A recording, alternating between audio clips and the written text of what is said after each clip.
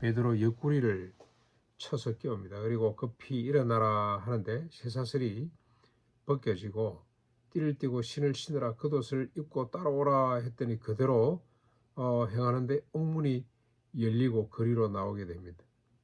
생신지 환상인지 알지 못하고 나왔는데 천사가 떠나면서 정신이 들어 하나님이 헤롯 손에서 자신을 벗어나게 하신 것을 이 베드로가 그때서 깨닫게 됩니다.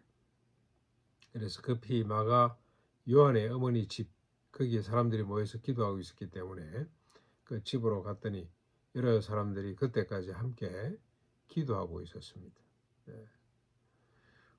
이 베드로는 이렇게 풀려나는데 이 아무 것도 없이 그냥 죽어버린 야고보 그리고 스테반의 경우는 좀 불공평하다는 생각이 들 수도 있고, 성령님이 하나님이 이렇게 살리고 죽이고 왜 이렇게 하셨지 하는 의문이 생길 수가 있는데, 조금만 더 넓게 생각해 보면 일반이죠. 일반.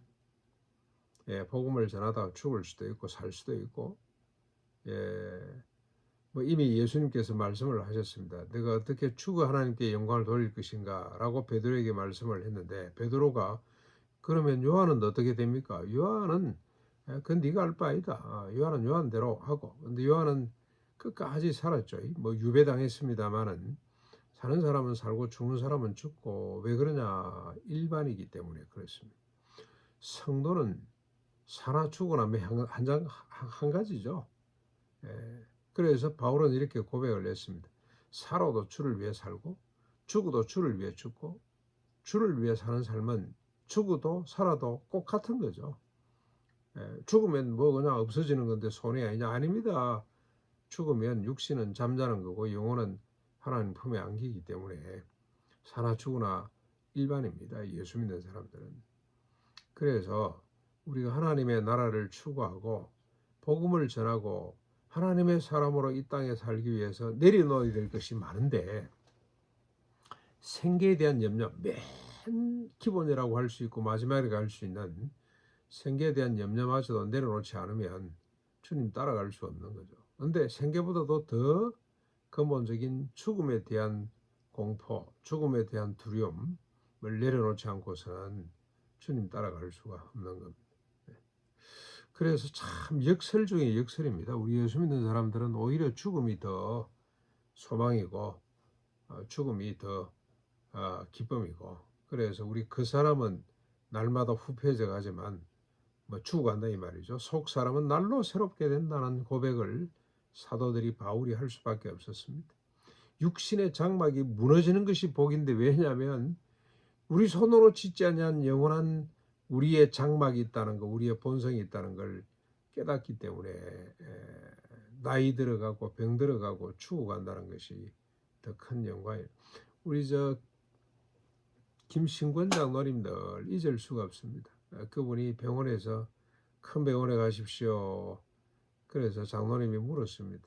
내가 암입니까? 내가 죽을 병입니까? 그랬더니 뼈사가 소리 못하고 그냥 가셔서 이제 잘 치료받으십시오. 그 말을 듣고 그 병원 앞에 나서서 만세삼창을 불렀다는 거 아닙니까? 하나님 감사합니다. 이제 불러주십니까? 그리고 한 1년 반 정도 사시다 돌아가시는데 얼마나 얼굴에 미소가 넘치고 광채가 넘쳤는지, 이분이 죽음을 지금 앞두고 있는 사람 맞나 하는 생각이 들어서 정말로 우리가 얼굴 보는 것이 너무 좋아서 제가 마지막 임종을 지켰습니다마는 참 그렇게 영광스럽게 되더라고요. 우리 예수 믿는 사람들 죽음과 삶이 마찬가지입니다. 살아도 주를 위해 살고 죽어도 주를 위해 살아도 복음을 위해 죽어도 복음을 위해 하나님의 나라를 위해, 그게 우리 삶의 모습인 것을 이 베드로 사건을 통해서 잘 보게 됩니다. 13절로 16절 17절까지 마가 요한의 어머니 집에 기도하던 형제들이 베드로가 이렇게 풀려났다는 이야기를 도무지 믿지를 못해요.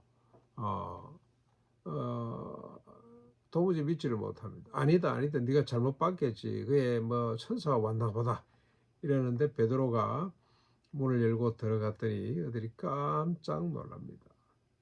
그리고 지금 큰 위기가 닥쳐왔으니 헤롯이 정치적으로 지금 자기 이익을 위해서 지금 예수 믿는 사람을 타겟으로 삼았으니 우리가 당분간 서로 피해 있자 그러면서 다른 곳으로 가고 흩어지는 거죠.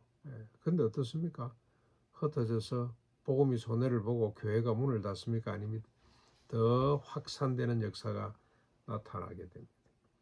하나님의 나라를 막을 수가 없습니다. 지상의 그 어떤 세력도 복음을 막을 수가 없습니다. 구원의 역사를 방해할 수가 없다는 것. 왜냐 하나님이 그의 백성들을 지금 불러내셔야 되기 때문에. 그래서 이미 선지자들이 예언을 했습니다.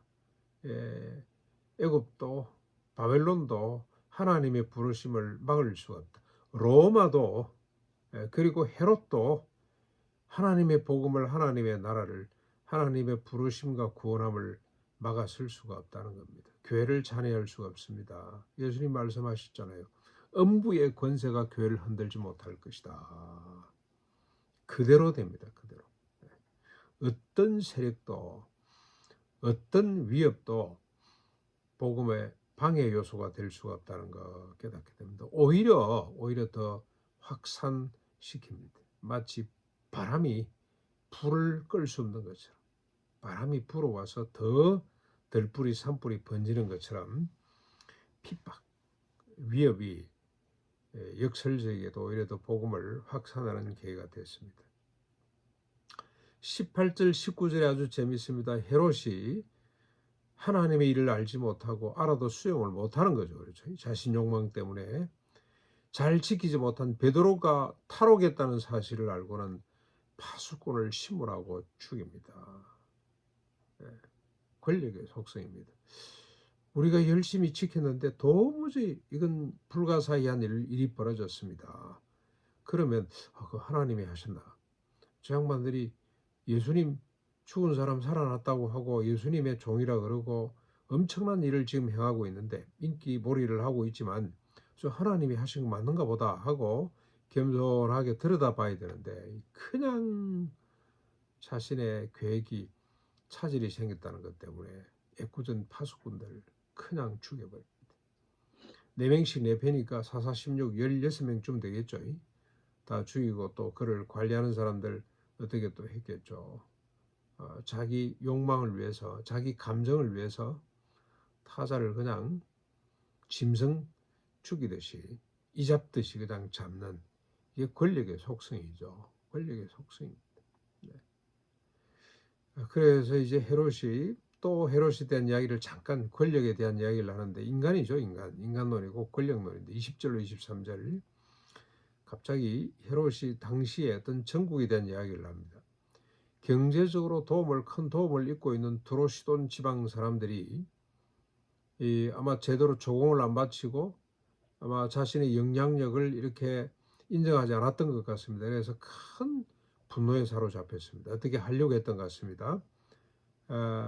그랬더니 그 사람들이 빠르게 그의 신하 블라스토라고 하는데 정말 성경이 참 재밌습니다. 그렇죠? 역사 이야기입니다. 역사 이야기고 상황 이야기고 블라스토라고 하는 사람을 설득해서 화목하기를 요청합니다. 그러니까 빨리 정치적으로 화해 요청을 한 거죠. 잘못했단 말이죠. 우리가 어떻게 당신을 인정할 테니까 침공하는 걸 좀 막아달라 이런 뜻이었던 것 같습니다. 그랬더니 이제 헤롯이 드디어 자기의 위엄을 갖추고 또 한번 행사를 하는 것 같습니다. 왕의 옷을 입고 단상에 앉아서 연설을 하는데 백성들이 이것이 신의 소리다 사람의 소리다 아니다라고 칭찬을 합니다. 와 대단하다 하고 그냥 칭송을 합니다. 그랬더니 그 영광을 하나님께 돌리지 않고 자신이 그대로 취하다가 어떻게 됩니까? 주님이 치셔서 벌레에게 먹혀 죽었더라. 갑자기 아마 이게 무슨 급사죠. 급사하게 되었더라. 그래서 헤롯의 욕망은 이렇게 끝이 났습니다. 죽음으로 끝나게 되는 거죠. 이게 훨씬 더 복이죠. 이것도 예수 안 믿는 사람들도 죽어야 헤롯 때문에 죽을 수많은 사람들 살아난 거 아닙니까? 네. 하나님이 심판하셨습니다. 자, 그렇게 해서 24절, 25절 하나님의 말씀이 더 흥황해져 가더라. 바나바 사울이 부조하는 일을 마치고 마가라는 요한을 데리고 예루살렘에서 돌아오니라. 안디옥 교회에서 파송받았다가 다시 돌아가게 됩니다. 하나님 말씀이 더 흥황해져 가더라. 하나님 말씀을, 복음을 어떤 것도, 어떤 세력도 막을 수가 없다는 걸 이 사도행전에서 잘 밝히고 있습니다. 사나 죽으나 주의 나라 복음 전파가 우리의 기쁨이 되고 소망이 될 수 있기를 바랍니다.